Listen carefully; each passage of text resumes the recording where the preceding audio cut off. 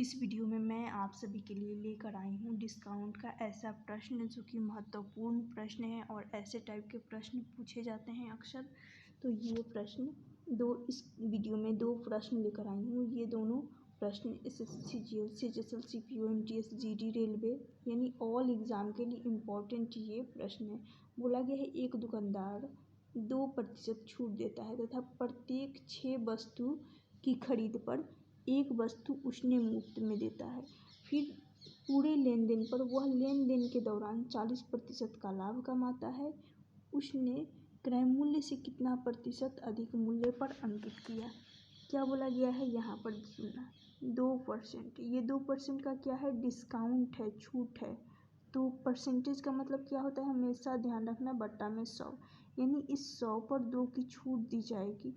तो सबसे पहले इसको x और y मान लेते हैं।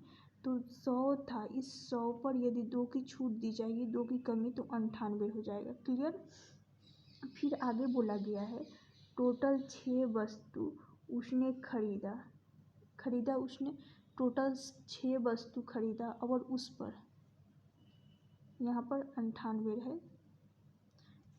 6 खरीदा और 6 पर इसी 6 पर एक क्या मिला? एक मिला फ्री में। बोला गया है जैसे कि एक मुफ्त में मिल रहा है, 6 पर एक वस्तु मुफ्त में। टोटल कितना हो जाएगा? 7। 6 + 1 7 पर तो यहाँ पर आ जाएगा 7 और 6 वस्तु खरीदा जा रहा है तो 7 पर 6 पर एक फ्री मिल रहा है तो यहाँ पर 7 से 6 यहाँ लिखा जाएगा और 7 यहाँ पर। अब क्या करेंगे? एक लाइन खींचेंगे। लाइन खींचने के बाद फिर बोला गया है 40% लाभ कमाता है। वह पूरे लेन देन पर 40% का लाभ कमाता है। ये जो 40% का फ्रैक्शन कितना आएगा? 40/100 करेंगे तो यहाँ से 2/40 ये चला जाएगा। 40/100 करेंगे तो 2/5 आएगा। 2/5 आएगा। यहाँ प्रॉफिट हो रहा है तो सुनना, ये जो प्रॉफिट हो रहा है तो इसको बटा में लिखा जाएगा। 5 यहाँ पर आ जाएगा, हाँ सॉरी, इस लाइन के नीचे लिखा जाएगा। 5 यहाँ पर और 5 पर 2 की विधि तो 7 यहाँ आ जाएगा। समझ में आ रहा है कि पूरे पर जो लाभ हो रहा है तो इसको लाइन के नीचे लिखा जाएगा। अब ध्यान से सुनना, जब भी इसको काटना हो सीधी लाइन में, यानी लाइन के ऊपर वाले भाग को और लाइन के नीचे वाले भाग को, तो क्या करते हैं? एक सीधी लाइन में काटते हैं। क्लियर? और इस लाइन के ऊपर वाले को काटते हैं तो उस केस में क्रॉस में काटा जाता है। लाइन के ऊपर जब काटा जाता है तो क्रॉस में। तो अब चलिए क्वेश्चन करते हैं। 5 से ये 100 चला जाएगा 20 बार में। फिर इस 7 से यहाँ पर चला जाएगा 14 7 98। अब जैसे कि बताई हूँ, ये जो लाइन है इस लाइन के ऊपर और इस लाइन के ऊपर क्या करते हैं? इसको क्रॉस में काटते हैं। समझ में आ गया होगा? तो यहाँ से इस 7 से 14 2 बार में कटेगा। फिर इसको देख रहे हैं 3 दूनी 6 और 10 दूनी 20। अब यहाँ पर क्या करना होगा? इसको आपस में मल्टीप्लाई करेंगे तो 6 आएगा। कितना आ गया? 6 आएगा। लेकिन इसको फिर से लाइन के नीचे लिखना है, यहाँ पर लिखना है और यहाँ पर। तो क्या करेंगे? 6 इस साइड आएगा। ध्यान से सुनना, 6 इस साइड आएगा और ये 10 जो है ये इस साइड आ जाएगा। समझ में आ गया होगा? तो अब मैं इसको हटा रही हूँ। तो यहाँ पर क्या करूँगी? यहाँ पर रखूँगी 6 और यहाँ पर 10 रखूँगी। अब इसको भी सिंप्लीफाई किया जा सकता है। 6 और 10 को काटेंगे तो 3 दूनी 6 और 5 दूनी 10। क्लियर हो गया? इन दोनों का अंतर देखेंगे, यानी x का मान और y का मान। x का मान 3 और y का मान 5। अंतर 2 का आ रहा है। क्या लेना है? 3 के सापेक्ष में निकालना है, गुना 100 करेंगे 3 से, यानी ये 2/3 कितना होता है? तो 2/3 होता है 66।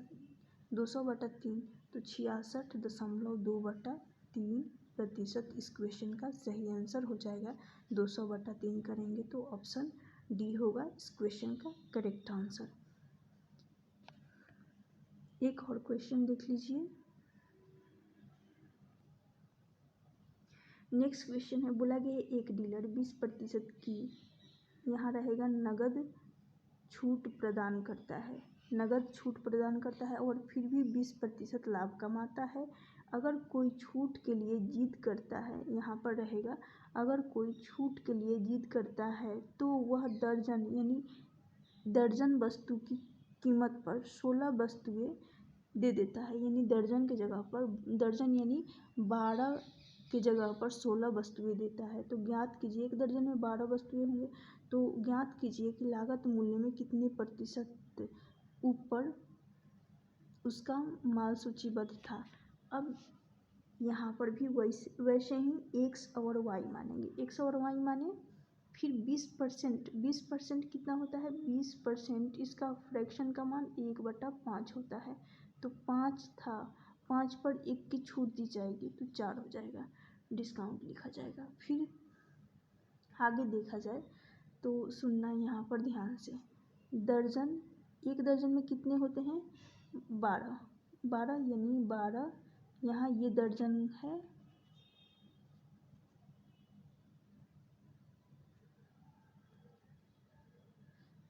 कितना है, 12, ये दर्जन है। इस 12 के जगह पर कोई जिद करता है तो उसकी जगह पर 16 वस्तुएं दे देता है। 12 के जगह पर, एक दर्जन में 12 वस्तुएं तो उस पर 16 दे देता है।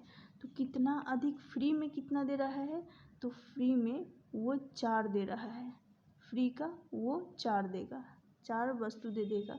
टोटल कितना है, यानी 16 पर 4 फ्री दे रहा है, क्योंकि 12 की जगह पर 16 दे रहा है तो टोटल 16 वस्तु पर 4 उसने फ्री कर दिया।